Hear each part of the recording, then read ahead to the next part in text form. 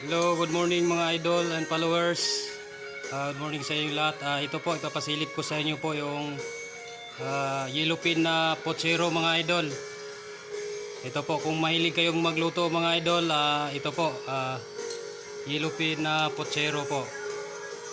Ayun po mga idol, nakasangkap na po siya, kompleto na po sa Ricardo yan. Dahil 15 kami mga idol, nakabudget po yung pagkain natin po, yung ulam. Kasi kung magkano lang po yung budget sa komida namin, yun na po ang budget na bibilihin namin mga idol. Oh. Yan po, kompleto siya sa ano. Yan mga idol, kumukulo na. Sawa kita? Mag-hi ka? Sawa kita, hi ka. Video kita. Ayan mga idol, kumukulo na siya yung pochero natin na yellowfin mga idol. Sana po nagugustuhan nyo ang aking video na ina-upload sa inyo mga idol.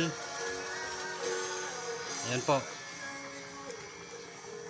Ito ay para sa hapunan mga idol. Niluluto na namin ngayon sa oras na ito para misanan na yung trabaho namin mga idol. Para mamayang gabi po iinit na lang namin to mga idol.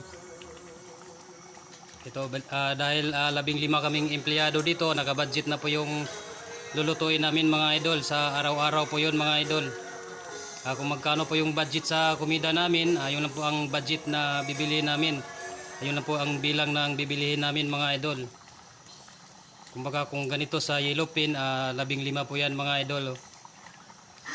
Yan, babawi na lang po tayo sa salsa mga idol. Masarap po yung sarsa niya mga idol. Ayan po mga idol, ilalagay na po sa ating cook yung ano, yung carrots, karagdagang ingredients niya mga idol. Ilalagay po yung carrots. Maliban na po sa patatas mga idol, nakalimutan namin sa palengke. Naisahan kami nung tindira mga idol. Akala namin naipasok na sa plastic, nakalimutan po yung patatas mga idol. Pasensya na po kayo mga idol.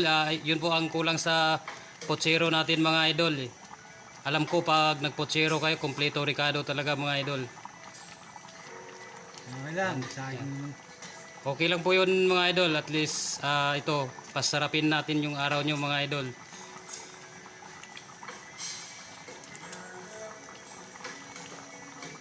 Yan mga idol, kumukulo siya.